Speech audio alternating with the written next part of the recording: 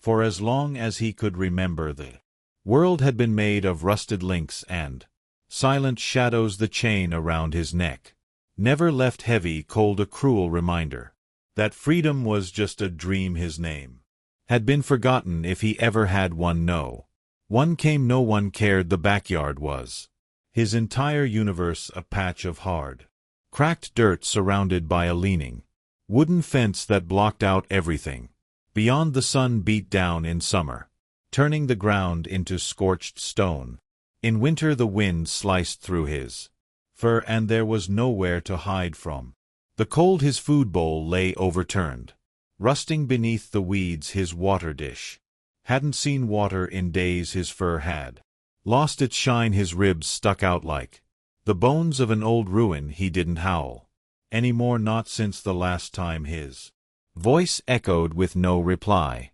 But every morning he still crawled toward the fence, pressing one paw out through the same small gap, not because he thought someone would come, but because something inside him still hoped. And hope, even the smallest kind, doesn't die easily. 9-year-old Ellie loved mornings more than any other time of day. Not because of cartoons or cereal, but because that was when she walked with her dad every Saturday. They'd explore a new street in their quiet neighborhood, her small hand tucked into his. He was a high school science teacher, always pointing out odd things, why some trees lost their leaves early, or how a squirrel's tail helped it balance. Ellie loved listening, but mostly she loved looking. She noticed the things most people missed. That morning the sky was soft with early autumn light, and leaves crunched beneath their shoes. Ellie skipped ahead as they turned down a narrow path behind an old row of houses, one she didn't remember seeing before. The fence lining the side was faded and broken in places, overgrown with vines. But something stopped Ellie in her tracks. "Daddy," she whispered, eyes locked on the bottom of the fence. There, beneath a rotted plank, something moved. Just barely, a paw, thin, bony, and trembling, pressed through a gap in the wood. Ellie crouched slowly, heart thudding. Her dad caught up, concerned. "What is it, sweetheart?" She didn't answer right away. She couldn't. The paw didn't pull away, it just stayed there, reaching, waiting. "Daddy, there's someone behind the fence," she finally said, her voice a breath. And in that moment, with the wind rustling leaves and her breath caught in her chest, Ellie knew something was wrong. Very wrong. Ellie dropped to her knees, slowly pressing her face toward the gap beneath the fence. Her breath caught the moment she saw him, a dog. He was lying in the dirt, so still she thought he might not be alive, until one ear twitched slightly at the sound of her breath. His eyes met hers, dark, hollow, and tired. Not scared, not angry, just tired. His body was more bone than muscle. Patches of fur were missing, replaced by raw skin and dirt around his neck. A thick, rusted chain wrapped tightly, digging into the skin. He didn't move, he didn't bark, he didn't whimper. He just looked at her like he didn't know if she was real. "Hey, buddy," Ellie whispered, her voice trembling. She extended her hand through the gap, palm up. The dog didn't flinch. Instead, he leaned forward, sniffed once, and then gently his tongue touched her fingertips. It was a tiny gesture, barely more than a breath, but it made Ellie's heart ache in a way she'd never felt before. Her dad crouched beside her, silent. He saw what she saw now. This wasn't just a stray, this was a life, hanging by a thread, a soul waiting still, hoping. Ellie turned to her father, eyes wide with tears. "We have to help him." And without hesitation her father nodded. "We will." Ellie didn't want to leave, not even for a second. She stayed by the fence, her finger still touching the spot where the dog had licked her. Her father glanced at the old house behind it, weathered siding, broken windows, and silence thickened the air. There were no signs of life, no cars, no barking, no voices. "Do you think someone lives there?" Ellie asked, barely above a whisper. Her dad shook his head slowly. "Maybe, but I don't think they care." He stood and walked along the edge of the fence trying to find a way in. Stay right there, he told her. Ellie nodded, never taking her eyes off the dog. He still hadn't moved. It was like he didn't trust his legs to work anymore, or maybe he just didn't believe what was happening. A few minutes later her dad called out, "Ellie, over here." He hurried toward the back of the fence, where he had found a broken section. Together they pulled aside loose boards and stepped through into the backyard. Now she could see him, really see him, not just a paw, not just a shadow, but a dog, gaunt and trembling, too weak to stand. Ellie moved slowly, her shoes crunching over dry grass and debris. She knelt beside him again, this time without a fence between them. "Hi," she whispered. The dog blinked, head low, tail still, but then barely noticeable. It twitched a single flick. Her dad stood behind her, watching carefully. Ellie looked up at him, tears welling. "We can't leave him here." Her dad nodded, voice steady. "No, we're not leaving without him." And in that moment the world shifted, not just for the dog, but for Ellie. She hadn't just found him, he had found her. "Try calling someone," Ellie said quickly, watching the dog's chest rise and fall. With shallow, ragged breaths her father pulled out his phone and dialed the nearest animal shelter. No answer. He tried another voicemail and another. Nothing. Ellie's hands clenched into fists. "No one's coming." Her dad looked at her, then at the chain wrapped tight around the dog's neck. "Then we help him ourselves." He scanned the yard. Rusted tools were scattered near the back porch. Shovels, a broken rake, and then tucked in the corner bolt cutters. Without a word, he ran over and grabbed them. As he returned, he paused, kneeling down and getting a closer look at the dog. "He's a German Shepherd," he murmured, surprised. "Or at least he used to be." Ellie looked at him wide-eyed. "Really?" "Yes, strong, smart dogs, loyal. He must have been beautiful once."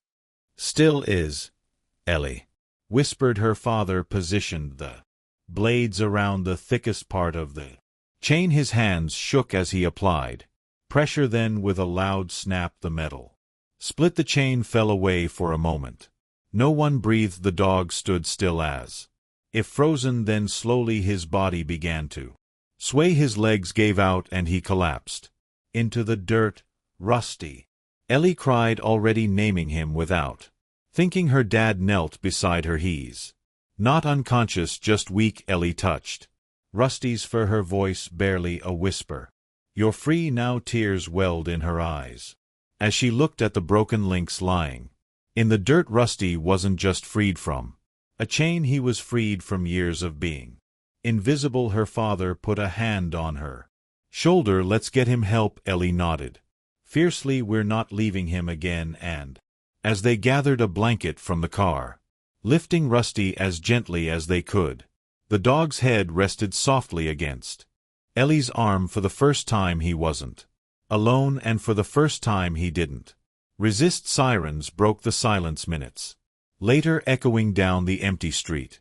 Ellie sat on the curb, Rusty's head in her lap. His breathing was shallow but steady. She kept whispering to him, brushing her fingers gently over his ears. "You're okay now, just hold on." Her dad stood nearby, waving as a patrol car in an animal control van pulled up. 2 officers and a woman in a uniform carrying a medical bag hurried out. "He's over here," her dad called. The animal control worker knelt beside Rusty, her hands moving quickly and carefully.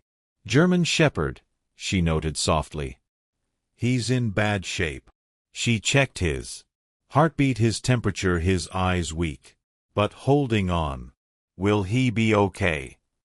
Ellie asked, her voice barely holding back tears. The woman hesitated, then looked Ellie in the eyes. "He's a fighter. He wouldn't have made it this long if he wasn't." Those words gave Ellie a flicker of hope. The officers helped lift Rusty gently onto a stretcher. Ellie walked beside him as they loaded him into the van. She didn't want to let go, her small hand resting on his paw until the very last second. Do you want to come to the shelter with us? The worker asked. Ellie looked up at her dad. He nodded without hesitation. Yes, Ellie said, he needs someone, but what she didn't say, what she couldn't say yet, was this: so do I. The shelter smelled like antiseptic and quiet worry. Ellie sat in a plastic chair outside the exam room, her legs swinging nervously. Her dad had gone to fill out paperwork inside. The vet worked on Rusty. When the door finally opened, the vet stepped out, pulling off his gloves. Ellie stood up immediately. How is he? He's stable, the vet said. We've given him fluids, cleaned his wounds, and started antibiotics. He's extremely malnourished, but we got to him in time. Ellie exhaled a breath she hadn't realized she was holding. Can I see him? The vet nodded. He's resting, just be gentle. Ellie stepped inside quietly. Rusty lay curled up on a blanket, hooked to and for. His eyes were closed, but his ears flicked. When she entered, she sat beside him on the floor, careful not to get too close. Hi, Rusty, she whispered. His eyes blinked open, slow, tired, but aware. From that moment on, Ellie came every day. After school, at first, Rusty barely reacted. He wouldn't eat if she was in the room, wouldn't move, barely acknowledged her voice, but Ellie kept coming. She brought books to read out loud. She talked about her day, about her favorite colors, about the dream she had of teaching a dog to do tricks. Then one afternoon, everything changed. She walked in and froze. Rusty was standing, wobbly, unsteady, but standing. Rusty, she whispered. He turned his head toward her and slowly, cautiously took one step, then another. Ellie knelt down, tears springing to her eyes. Look at you. Rusty's eyes met hers, and for the first time there was something new in them. Trust. He walked to her head low and gently pressed his nose into her open palm. That night, as she left the shelter, Ellie smiled for the first time in days. Rusty wasn't just healing, he was coming back to life. The shelter staff started talking about Rusty's future. He's getting stronger, one of the volunteers told Ellie's dad, but he'll need a home. Someone patient, someone who won't give up on him. Ellie heard every word. She didn't speak, but her fingers curled tighter around the sketchbook she'd brought, pages filled with drawings of Rusty sleeping, Rusty with floppy ears, Rusty learning to sit. Later that evening, sitting at the shelter office desk, her dad filled out forms with slow, thoughtful strokes of the pen. You're sure about this? One of the workers asked. He looked at Ally. She was seated next to him, her hand gently resting on Rusty's head. The dog had leaned into her, eyes half closed. Safe, I'm sure, her dad said. When the paperwork was done, the worker handed Ellie a collar and leash. She stared at them for a second before smiling, a big, real smile. She clipped the collar around Rusty's neck gently, carefully, like she was crowning him king of her heart.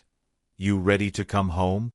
She whispered. Rusty didn't move right away. Then slowly he stood, took one step, and wagged his tail. Not just a flick, but a real wag. Ellie let out a breathy laugh, her eyes full of wonder. Her dad bent down beside her. You did a good thing, sweetheart, she nodded. He saved me, too, you know. And in that moment it didn't matter how small their apartment was or how new this life would be. They were already family. Ellie stood at the door of their apartment, leash in hand, her heart thudding like it was the first day of school. Rusty stepped hesitantly into the hallway, his paws clicking softly against the floor. Their home was small, just 2 bedrooms, a cozy living room, and a kitchen filled with the scent of toast and tea. But to Rusty it was a castle. He sniffed everything: the rug, the couch, the door frames. His movements were slow, cautious. His tail wagged once, then again. His ears, still soft and slightly drooping from malnourishment, twitched at every sound. Ellie knelt beside him. It's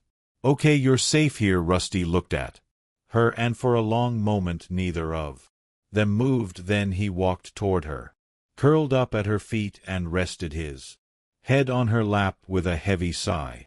Ellie's throat tightened. She stroked his fur, feeling the weight of his trust settle into her skin. Her dad watched from the kitchen doorway, smiling quietly. I think he likes it here, he said.